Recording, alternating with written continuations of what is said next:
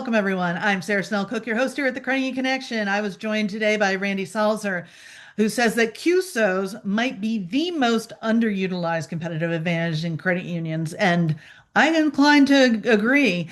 Randy is the new-ish CEO at NACUSO, fresh off the advocacy battlefield, which is a newish effort for NACUSO. Turns out the rules written decades ago don't actually account for digital currencies, modern fintech partnerships, etc., etc. Shocking, I know. We're diving into why fintechs are now creating their own CUSOs to serve credit unions, how smaller credit unions can punch above their weight through CUSO collaboration, and what's happening with third-party oversight that's making everyone nervous. Plus, Randy will talk about a few tweaks he's making during his tenure at NACUSO. If you ever thought CUSOs are too complicated, this conversation could change your mind. Let's connect with Randy. Hello and welcome, everyone. I am Sarah Snell Cooke, your host here at the Credit Connection. I'm joined today by Randy Salser. Welcome. Thank you, Sarah. Always great to see you. Good to see you too. And Randy is the relatively new CEO of NACUSO. Been there a few months. Tell us a little bit more about yourself and the organization.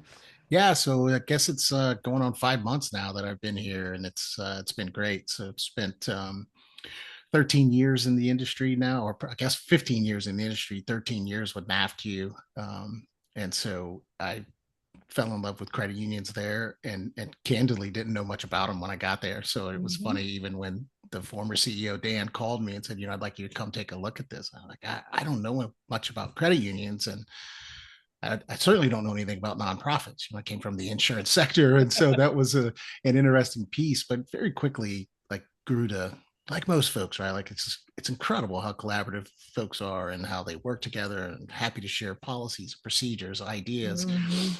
And NACUSO is very similar in that same vein. Mhm. In the first month, I went to a roundtable that Mark Ritter and Bill Beardsley host, and it's just even more so. Like these are the CUSO side, the for-profit side, Mhm. and they're sharing ideas, sharing what worked, importantly sharing what didn't work, right? Like, hey, oh yeah, don't Mhm. try that. This one, we tried that same LOS or whatever it was, and it just wasn't working. So Yeah. it's been great, and looking forward to many, many more years. We're in 48th year now, so looking forward to many more. Well, and we were just talking about GAC before we came on camera, and yeah, my one complaint is all the hugs. I'm not a hugger. Everybody in Cranes is a hugger except for me, I think. That's very true.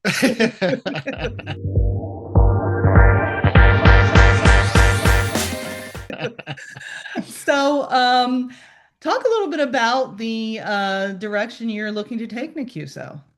Yeah, very early on, one of the things we wanted to focus on is advocacy and education. So from the advocacy front, with the Genius Act being passed, we went to the Hill in October just as a introduction slash let's talk to lawmakers on Capitol Hill, and everybody wanted to talk about the Genius Act. So as we started walking through how that actually works, we were talking to the lawmakers about how thank you for including credit unions in the Genius Act, and they were very proud of that, as they should be. But if a credit union actually wants to issue a stable coin, they're not able to. They have to do it through a CUSO, or they can partner with somebody, of course. And for us, that's the opportunity to discuss the 1% investment capital rule. So if they want scale, even as a collaborative movement, they're going to have more than 1% of their capital invested in this. And so we've made a lot of progress on that. We went back to a few of the leagues, America's credit unions, a lot of the contacts that do a lot of this on Capitol Hill, and put some draft language in front of people, and have been back 3 times now, talking more and more and trying to get sponsors for that. But there is positive momentum on that, which Mhm. also opens up, because that 1% is in the aggregate. So if they do stable coins, what are they not going to be able to do? The shared services, the insurance CUSOs, the wealth management CUSOs, member business lending, commercial real Mhm. estate. Those are, increasing that cap really creates an opportunities for credit unions to compete on that level playing field with the JP Morgans of the world, who are spending $4 billion a year in just fintech investments. And so I really am excited about that, because I do believe we'll get something in front of Congress in the next few quarters. It doesn't Mhm. move quick, as you know very well. Hard to know. Um, and then the education piece, we really want to Mhm. start telling the stories of what's happening in CUSO, some of the success stories, some of the how. I had a lot of friends in this space, or have a lot of friends in this space, having been in it for so long, that they call me and say, congratulations, I'm super excited for you, I'm glad you're doing this, we're going to start a CUSO. And then I'm like, well, from a strategic standpoint, let's talk about that first. And then we can go into whether you partner with a CUSO, you invest in a CUSO, you start your own CUSO. For us, we want to be able to have so much education out there that the men and women that run the institutions can decide whether they need a CUSO during strategic planning. But if they're not as familiar with it as a tool in the toolbox, that's our job. We need to be telling that story. And America's credit unions and the leagues, they have so much, right? We're the ones who should be taking on this fight on Capitol Hill and from the education platform. With their help, they have a much bigger footprint. Um, we certainly won't do any advocacy work on the tax exemption and some of the CCCA and some of those things, but we'll support them. And they're not Mhm. doing that on the CUSO side, but they've been very supportive as well. So that's been Sure. very promising in these first 5 months, I guess it is now. It feels like that is a big change for NACUSO to be on the Hill. It is, they have been, third party vendor oversight's always been a big issue. That's one that Mm. is an industry wide issue. And so Brian Lauer from our team, who's our general counsel, has always done a lot of that.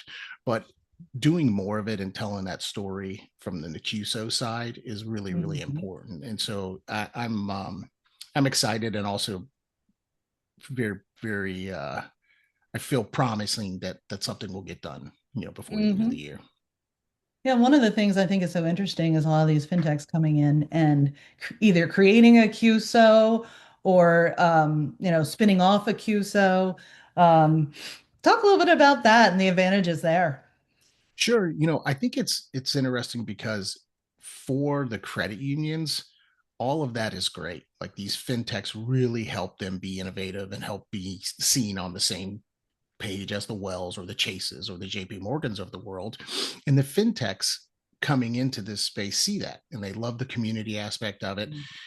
Some of these credit unions can now invest in these fintechs so that when Jack Henry comes along and buys them or whoever it is, they're at least participating on that upside and Mm-hmm. not having to, just say, okay, well, you're out and here's your new contract if you want to stay with Jack Henry.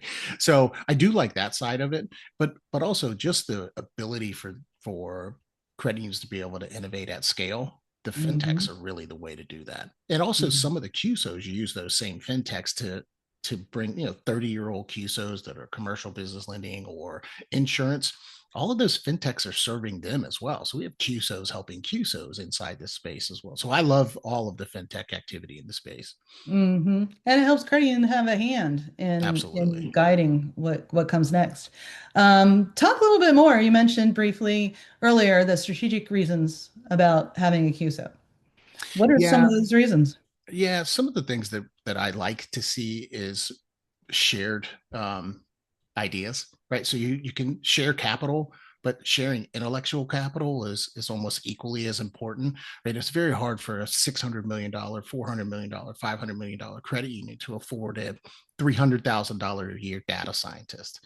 But if you form a CUSO and you're sharing that across three different credit Mhm. unions of this similar size, that's really something that creates a big competitive advantage. The insurance side is some of these legacy CUSOs are still incredibly powerful. The fintechs are obviously the shiny and Yeah. the new toys, but insurance, commercial business lending, a lot of those are still just as lucrative and critical to the success of credit unions. $600 million Mhm. credit union can't go finance a $40 million commercial real estate piece, but they can certainly participate in one with three Mhm. others, right? And so there's really a lot of that collaboration as our superpower. That's not a term that certainly was created by me. And I'm not even sure who it was created by, but it's used a lot, but it's really, really evident inside this CUSO space. Mhm. I would imagine too, with non-interest income kind of being challenged, CUSOs not only add non-interest income, but can help balance out the interest rate sensitivity as well. Yeah, sure. Certainly everything's on under attack, right? Like you just the compression of interest rates, like non-interest income, stablecoin comes along, and then where's interchange going, right? There's a lot of that. And so CUSO is just another tool in the toolbox to be able to kind of be creative as you're trying to serve your members. Hmm. And what do you see as the trends? What are the trends in CUSOs right now that we haven't talked about, I guess? Well, I think that the if it's a newer trend, it's a few years old, right? Like some of the trends are the circles of the world, right? They're Hmm. coming in and investing, and then those companies becoming CUSOs and being able to serve credit unions far more Hmm. effectively. Um, that's the biggest trend, but really more it's getting the knowledge out there about CUSOs because you think about if we have whatever the number is, call it 4,000 credit unions. There's 1,500 CUSOs. Maybe that's the Hmm. right number. Maybe it's not. Maybe it should be 1,000. Maybe it should be 2,000. But are they not participating in CUSOs because they've selectively said we don't want to, or is it they don't know the competitive advantages of utilizing that CUSO framework? And that's what our job is, to try to get that education out there. And by the Hmm. way, very similarly, right? Like many of the CUSOs out there. So if I say 1,500 credit unions, excuse me, 1,500 CUSOs, that's not 1,500 individual, right? Like many of the credit unions have 3 and 4 CUSOs, and Sure. many have none. And so that's where I'd love to go and tell our story and continue to tell our story about this competitive advantage that's out there, or just a tool in the toolbox, right? That's what I Mhm. really want them to know. Because for me, let the men and women that run the institution decide, but I certainly want them to know about that. And that's where I think we have a lot of room to grow. Hmm. And so, what's been your biggest surprise joining NACUSO? The, probably that's a good question. I think the most welcome surprise is I always looked upon the league infrastructure just with envy from the NAFQ side. We didn't work with them as much, right? Work with them. We certainly knew all of them and collaborate on Capitol Hill, but we didn't work with them. They've been very welcoming and super Hmm. open and great to work with. From Brad Miller at Actual to Paul Mercer in Ohio, like they're just really engaged. And when you're bringing things to them to say, hey, here's what we're working on, we'd love your input on that, they light up and Hmm. they give more than they get, like from. So that's been the most welcome, but probably unknown, right? Like because I just didn't have that Hmm. experience, and that's been really fun to kind of engage in. An additional layer of collaboration. Yeah, it's wonderful. I get it. I see why it's so powerful. Like I reach out and it's just everywhere. They've been great, Hmm.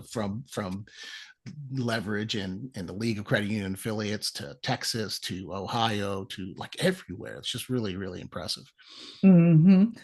And so, where are Ukrainians missing the boat with collaboration? How can they be collaborating more and more effectively? Yeah, I don't know that they're missing it. It just becomes a scale issue, right? Like how Mhm. much can they deal with? It's just it's coming from everywhere. Like you said, interchange is under attack. Interest rates are all over the place. So I don't know that they're missing the boat. It's just that there's not a lot of information about it out there, to be quite honest, right? Mhm. Like this, like America's Credit Unions focuses on tax exemption and Mhm. a myriad of other regulatory issues. The CUSO component doesn't raise to that level. Mhm. Same with the league, same with that. So really, it's our job to try to get to the men and women that are running these institutions to open their eyes to it or even expand their knowledge of it, because most everybody knows what a CUSO is. It's just that, hey, did you know that? And there's a ton Mhm. of opportunities in that out there. And so I don't know that they're missing the boat as much as it's death by 1,000 cuts, right? Every time you turn around, you're trying to keep up with the newest, hottest fintech that's out there. And Yes. one of your members said, I want this. And you're like, okay, do 100,000 of them want it, right? Like how do you manage this? And it's just a Mhm. constant process of fraud and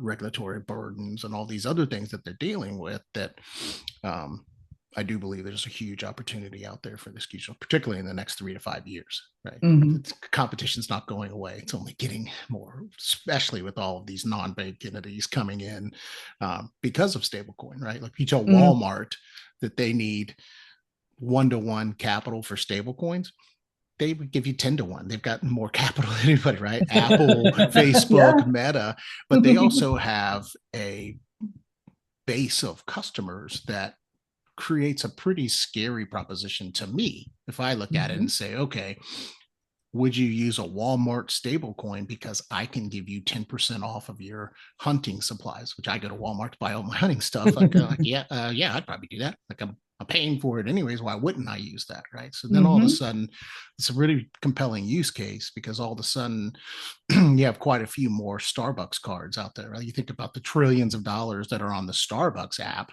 that are outside of that interchange world. You start bringing in the Walmarts and the Metas and everybody else. Mhm.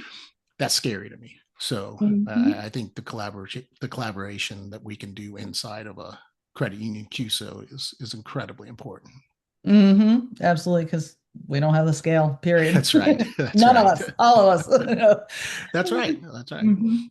Um, and so so you mentioned the third party oversight issue. Talk a little bit about that and where it may or may not be heading. Yeah, I think it's constant. It certainly was on Chairman Harper's mind every day when he went to the office. So it's died down a little, but it's ever present there. I don't think that members of Congress are thinking about it like some folks say, like, oh, we really want third party vendor oversight. Certainly have the Elizabeth Warrens of the world that want it, but vast majority are not. But I think it is ever present. And anytime there's negotiations that happen on Capitol Hill when they're trying to get things done at the end of the year, I think it's always on the table. Now, the Mhm. good news is with CUSOs, they already have the ability to look at CUSOs through the credit union exam process. So Mhm. that's a bit different, but it's still something we always keep our mind on and our eye on. Um, we obviously have a lot of eyes and ears on Capitol Hill. We use the same lobbying firm that America's Credit Union uses, and so we have a lot of contacts there as well. But that's one that we watch out for. We will keep working on the 1% investment capital rule as well, and we'll also keep strategizing on ways to increase the 12.25 member business lending cap. And so those Mhm. three issues are what we'll work on Capitol Hill. We won't spend any dues dollars on the tax exemption or anything else. Certainly support Greg and the team at America's Credit Unions Yeah. signing letters and those things, but they're good at it. Let them do that. Let's not make more noise on Capitol Hill. There's plenty of it already. Yeah, yeah. And so what about the organization itself, NACUSO? Any changes you're looking to make, improvements? Improvements really are to the website and the education pipeline, and it's Mm, being rebuilt right now. We've already started recording podcasts and webinars with a few of our members and a few credit unions. And so that's the biggest improvement we can make. So that's centralized. If you want to go, what is a CUSO? Like all the way from there, all the way to super intricate. How do I invest in a CUSO? What do I need to look out for? So we go through many, many layers from CUSO mhm. 101 to intricacies of partnering with a PE. Like some of these folks, that fintechs that come in already have gone through a Series A, and they're up against, not up against, but you're also on a cap table with Andreessen Horowitz, right? Like so, some of Mm, those things get pretty technical.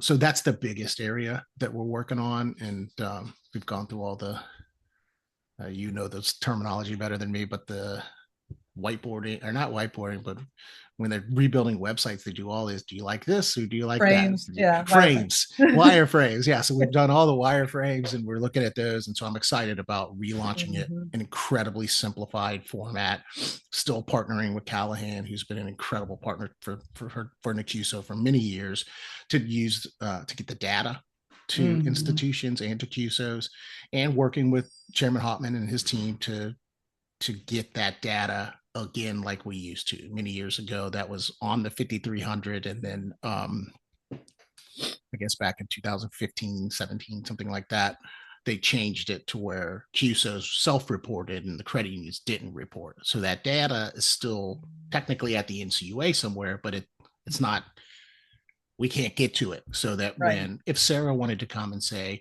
who are my member business lending CUSOs in Michigan, there's no spot to get that, right? We Mhm. should probably be that as the national trade. And Sounds so, good. yeah, we've worked with Callahan and done yeoman's work of kind of doing surveys and finding um, folks to participate in that, and we have that on our website, but it's not as granular as it should be. And so we've Mhm. had multiple meetings with them about trying to get that data again, and not putting it behind a paywall. Which this is not for like some CUSO member only. Like I told them, give it to Callahan, we'll pay for it. Give it to us, we'll whatever it is, but we won't put it behind a paywall. We just want a place where people can go and learn about who's my member business lending CUSO that I can invest in, partner with, whatever, in Michigan, in California, wherever it is, and get some of that data out there. So that's the biggest place to round out a long question or a long answer to your question is the biggest area for improvement is our website, simplifying Mhm. it and making it more robust. Yeah. I mean, basically every couple of years you got to do Right, right. it, or Yeah. else it's out of date. Yep. You're so right. Oh. So I always allow guests final thoughts. What would you like to leave our Cardian audience with? And CUSOs audience. Well, I think just in general, like if we can help in any way, please let me know. If there's something we can do better, please let us know. Please engage. If there's something that you wanted to see or us to do that doesn't exist somewhere else, particularly as it relates to CUSOs, because there's not a lot of that out there. Um, if you're a member, thank you. If you're not, please become one. We need the scale on Capitol Hill as we do embark upon a lot more advocacy work. Um, I look forward to serving this industry. It's been such a great part of my career that I never thought was there, as a kid. So I look forward to many years of it. Thank you so much for your time. Appreciate it. All right, Sarah. Thanks as always. Great seeing you. All righty. Good.